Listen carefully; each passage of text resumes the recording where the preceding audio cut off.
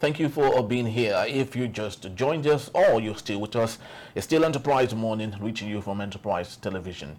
Let's get to our conversation for the morning. Members of the Lagos State House of Assembly impeached Speaker Mudashiru Obasa on Monday over accusations of multiple statutory and financial infractions. Obasa, who has faced repeated fraud allegations during his tenure, was replaced by his deputy, Lasbat Miranda, representing Apapa Constituency 1 and a former chief whip. The impeachment followed reports by the Gazette detailing Obasa's controversial activities, including the withdrawal of 43.5 billion naira for backup vehicles for lawmakers. Obasa, who was in Atlanta at the time, faced accusations that were bolstered by internal expenditure documents and the Gazette's January 10 article circulated among lawmakers. Obasa's tenure as Speaker, which began on June 8, 2015, has been marked by allegations of fraud and political thuggery. Investigations in 2020 revealed how Obasa diverted Lagos State funds to his personal accounts and firms. The Economic and Financial Crimes Commission, EFCC, had previously questioned Obasa, but no charges were filed after his denial of the allegations. And moving on, the recent impeachment and discuss the persistent scrutiny over his management of Lagos State resources. Very well said. Now let's have our conversation. Still with us is Mr. Dotun Oladipo, publisher, The Eagle Online. Thank you so very much for hanging on, Mr. Oladipo. Thank you so We much. do appreciate you. Thank you. Now, this is the biggest news in Nigeria. Something so many, I would love to say 90% of Lagosians and Nigerians had expected this, because this man has been there since 2015. Up until today. They say he had overstayed his welcome, but most importantly, of course, let's not forget the crux of the matter, the desire of Mr. Mudashiru Obasa to assume the position of the governor of Lagos State. Please speak to us. Well, it is not so much about having stayed in the office since 2015. It became, before he was removed, his ability to comport himself vis-a-vis his ambition or ambitions.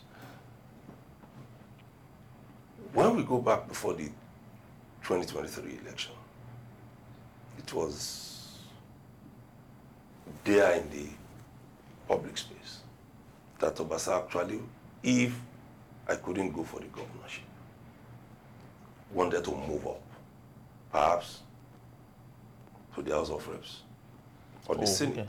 The Federal House. Yeah. Okay. But after all the permutations, juxtaposition, and all the rest, the powers that be knew that his movement would disrupt the political calculation in the state. How, please? Good. Every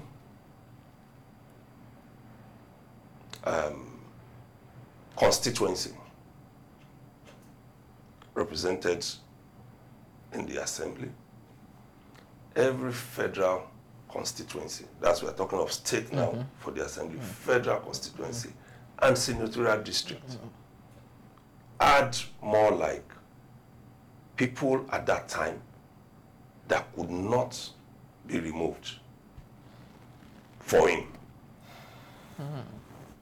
So those who were then already eyeing his seat, because obviously they didn't expect him to do beyond 2 terms as speaker, had to step down the ambition for him so that he could return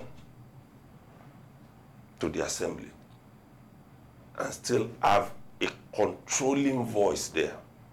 Because when you look at precedents we've had at the federal level, for instance,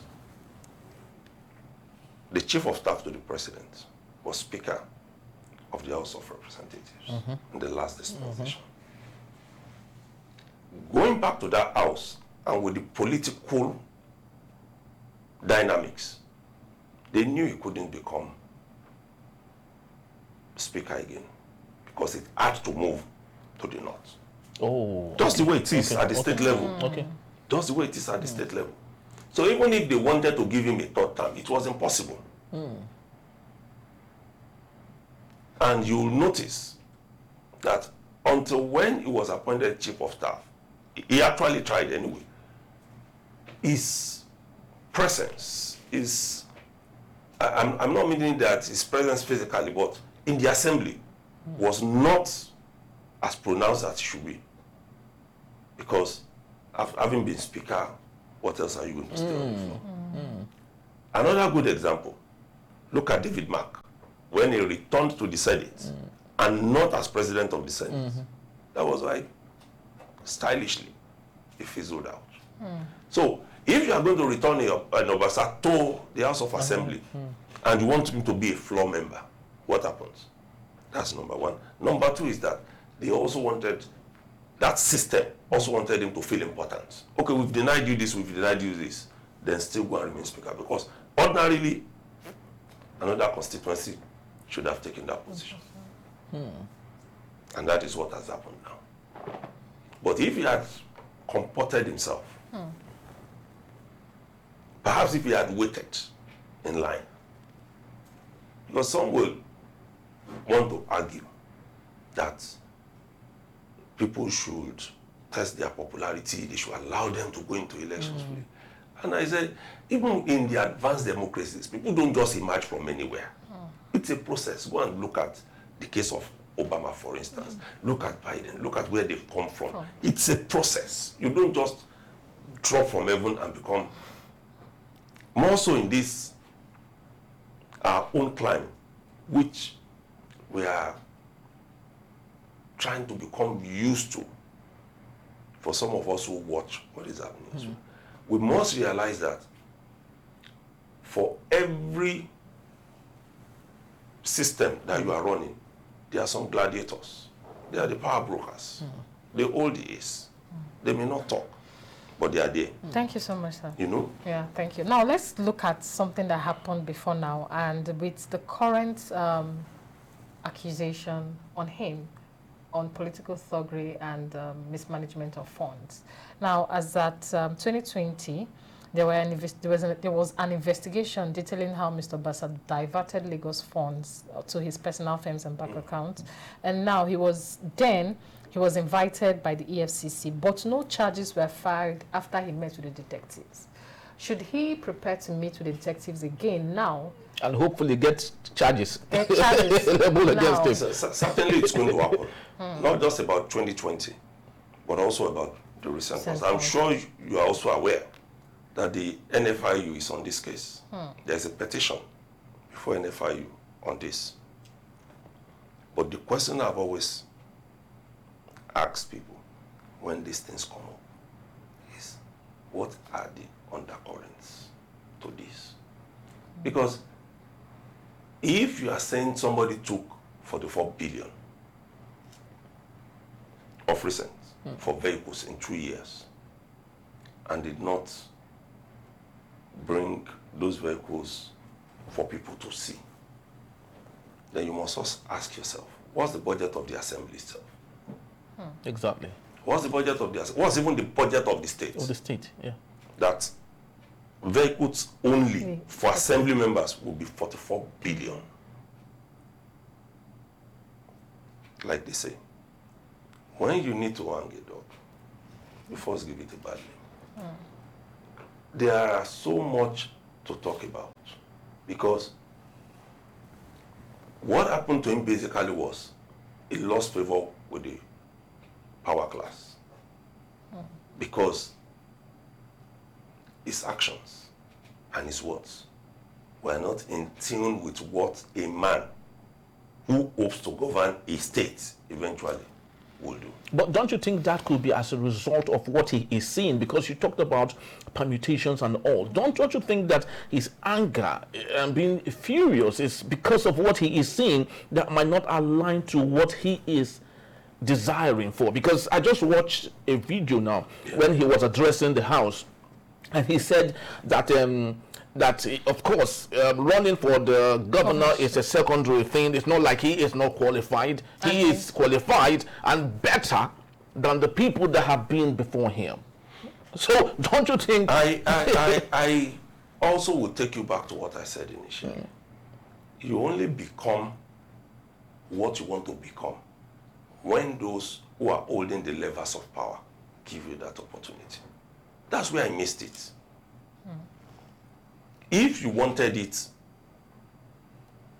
some 5 years ago, you didn't get it. Then it was obvious at that time that you needed to wait until 2027 before you can get it. So why did he all of a sudden allow happenings around him to get into him and then to start challenging the powers that be that we are talking about to put in place, in position? For instance, there have been some things that happened in the last 1 year that made it look like this man is becoming a god unto himself. Number one, the governor sent you a list of those who wanted to be his commissioners. You turned down a sizable number.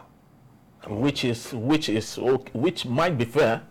Yeah, which might be fair in a system that does not have consultation. In Lagos, you have those that who are members of what they call the Governance Advisory Council. You have the party caucus, APC, for All Progressives Congress. It might not belong to the Governance Advisory Council, but he can always take his case there. But he's a member of the APC caucus, meaning that every decision that was taken on those commissioner nominees passed through certain doors and people. Nomination. It's not as if the governor will sit down in whichever state and just write down the names of his, he must consult. Because it's been established that everybody in the cabinet has either its nuisance value or contributive value. And those with nuisance value, go and check them. They are the ones brought in largely by the political class, those who are determining what will happen in 2027. Like we have said, some people got into President Bola Tinubu's government, not largely because of their capacity, but because of what they can contribute to his re-election. That's what happens in all places. Okay, now talking about what would happen come 2027. Yes. Obasa's impeachment now, is it a major key to stopping him from actually playing maybe a devil's advocate in the coming? Do you know what I see? 2027? Do you know what I see? Please tell us. It's going to be recalled. It's going to be recalled. That's what I see. To where exactly? By his constituency. It's going to leave that assembly. Another election will take place soon.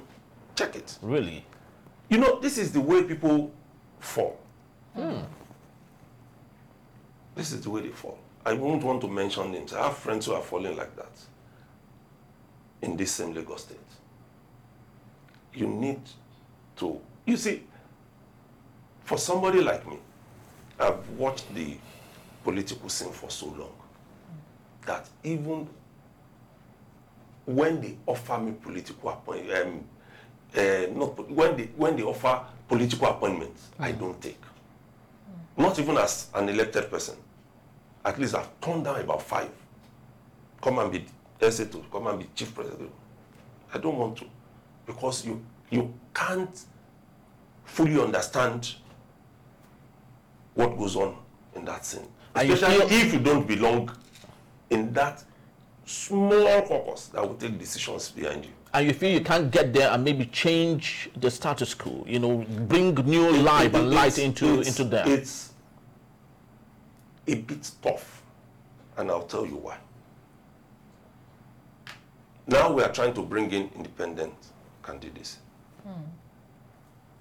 perhaps it will help a little. Because even when you go into the existing political parties, the way the small ones, I'm not even talking of PDP and APC, or the small ones, the way those guys who are holding the levers of power there will treat you, you know that you don't belong here. When NSAS took place, I wasn't a part of those who wanted the streets protests. What I canvassed for at that time was young people, maybe in this your area, can get together and take over a small party,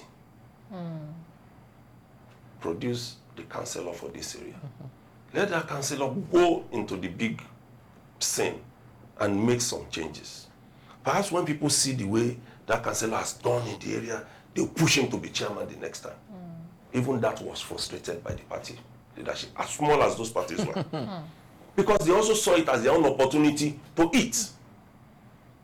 So when you have a situation like that, it's almost impossible for anybody to claim to be the change agent. You can do the small you can in your area of appointments. But if you are looking at the big one, where you want to just do some radical transformation, it's going to be tough. All right, so let's look at some names have been called out. We have Gbajabiamila, we have a return of Ambude, possibly.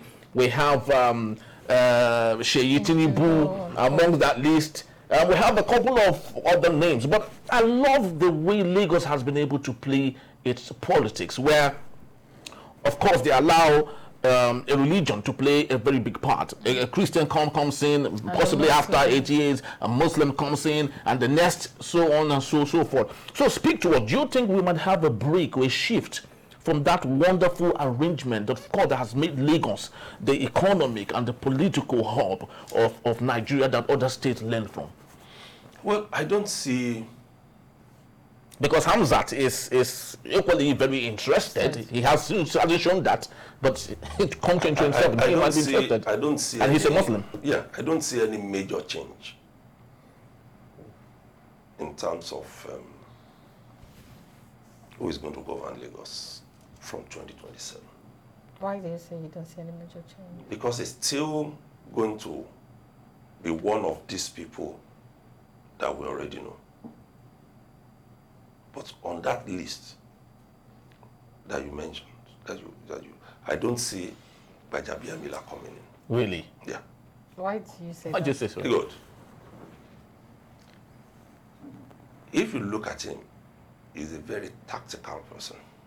Very smart. That's what you want to say. Okay. And he knows what he wants. When you operate at the federal level where he is now, and you want to come and play at this level, those close to him have said it's a slap on his face. Really? Yeah. You mean the post of the governor is little? For now, because he has been number 3 in this country. He's now chief of staff, as good again as the president. No decision is taken that does not go through him. But it's not an elected position. It doesn't matter. He has occupied elected positions before. Where he is now, if he's not removed, I'm sure, based on those failures, even for me, he's a better person in that place. He's better off. Because the kind of budget is controlling, even Lagos won't be able to do so. So, and what is it all about? It's about changes. When you look at what this government is trying to do, you would see his name coming up. All this, we are doing tax reform, it would have passed through his desk. He would have had his input. We are doing this, it will pass through his desk. He would have had his input. For me, that is more prestigious. And that's what people close to him are saying. Except, of course, he's convinced by those higher than him to take it. And when we say those higher than him, I can only see one person, and that's the president. Okay, thank you so much. Now let's come back to Lagos. Looking at the impeachment of Obasa, how can we see this power tussle will play out and impact Lagos states, especially those in the political sector? Well, it's a message a very strong message to those who do not have the capacity to operate within a system, that you must ensure that whatever happens, the system that produced you, you must not kick against it. When a president enters into your state as a speaker of the assembly and is having certain political meetings where you should be, and they are taking those decisions behind you, then you're already in trouble. And this is how it works. Everybody who has an interest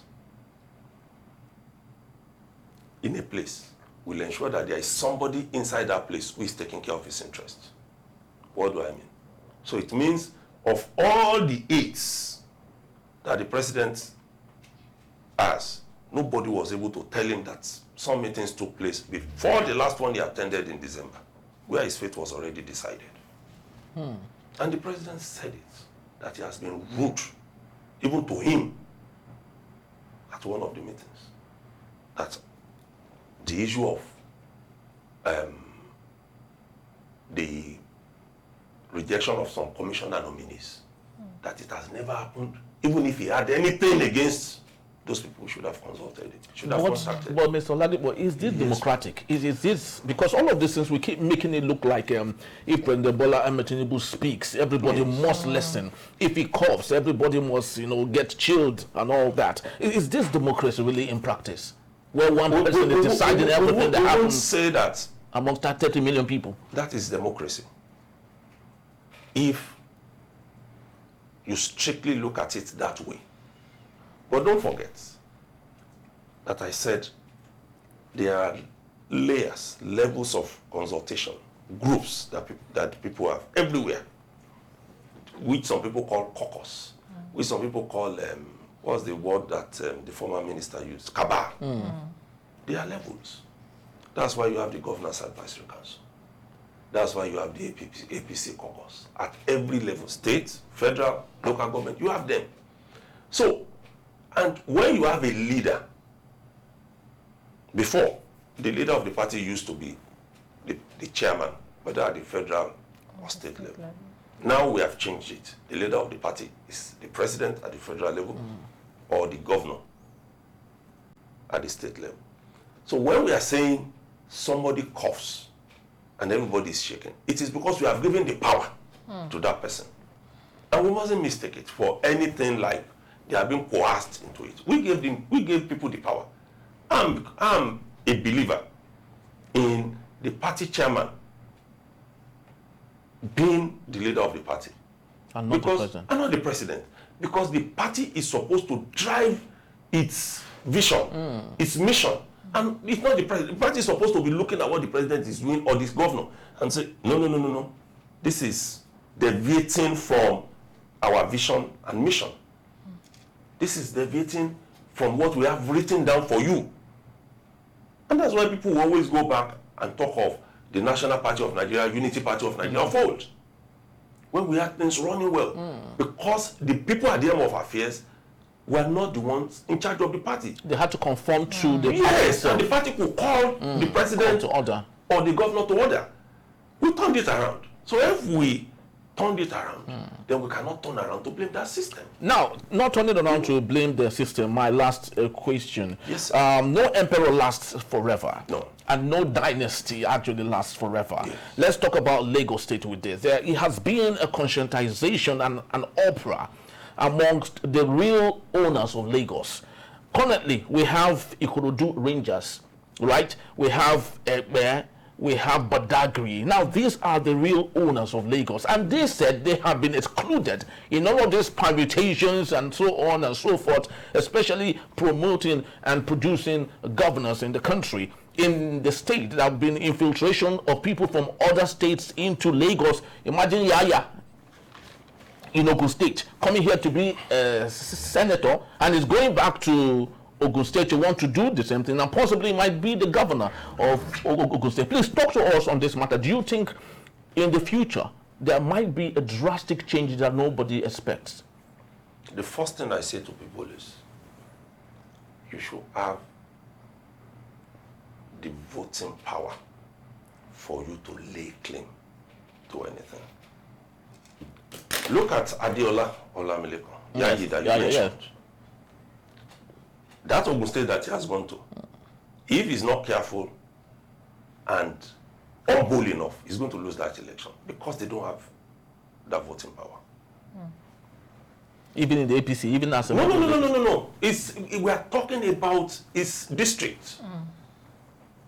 We're talking about his district. So when people say that some districts produce governors, then you go and look at, okay, what do you have as demography? The last election, I asked a question.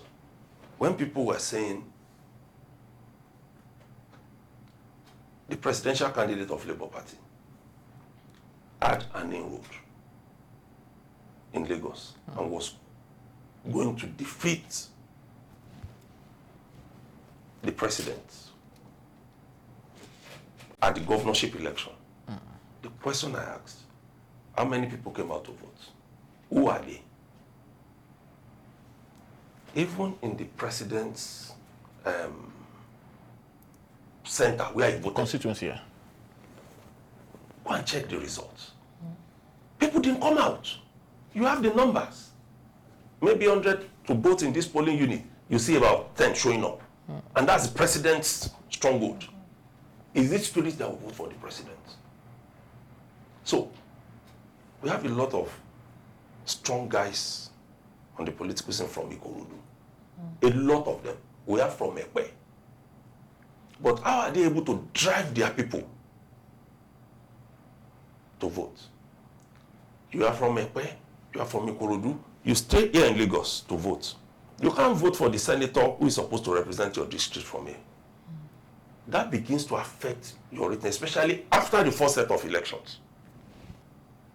Because once you get the result of the first set of elections, you are likely going to lose hope that we could win again. So people need to understand the demography and those that they are putting forward. Now you can see some people who had been in the background, who had voices coming up and saying, see, we can represent our people. When you have those people that they can identify with, they will come out perhaps. And then you, as a person, must also now empower your people enough to be able to vote. Because that's what is happening in Lagos. Ikorodu should have enough to be able to swing things in his favor. But the person who wants to go out in Ikorodu, has it done, because that's why I said independent candidacy will help a little. Okay. Has it done enough work within the APC or PDP to be nominated as candidate? Because that's the first thing. Once you are nominated as candidate of a winning party, especially if that party is in power, you are as good as safe to go. So, but where you believe that they should just bring it to us and hand it over to us, power is not handed over a la carte. And number two, when you hand over power to the wrong person, or tickets, let's say ticket now, to the wrong person, the other part that you did not consult, that did not want it handed over, will take over power. Thank you so much. Very well said. That cannot be better said.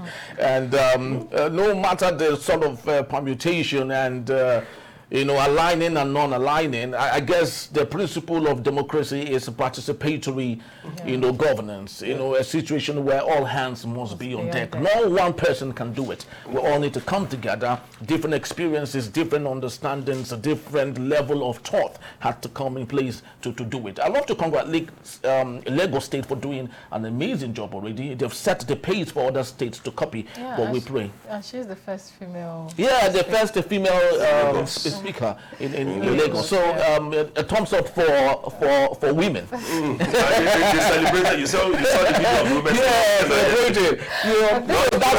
Exactly. So that's what we call participatory democracy. You know, all hands must be on deck. Thank you so very much, Mr. Dotun Oladipo. Thank you. We truly do appreciate you every time you come. We truly do appreciate Thank you. you. Thank you. All right, people, that's just about the time we have for today. I would love to believe you enjoyed our show just like we did here. But please do well to visit us. You can always find and reach us at enterprisetvnews.com. You may equally like and comment on all our social media platforms at Enterprise TV7. I am Henry Igwibike. And I'm Choma Okohe. Thank you for watching, and we'll see you tomorrow. Bye. Bye-bye. Thank you so very much, sir. It was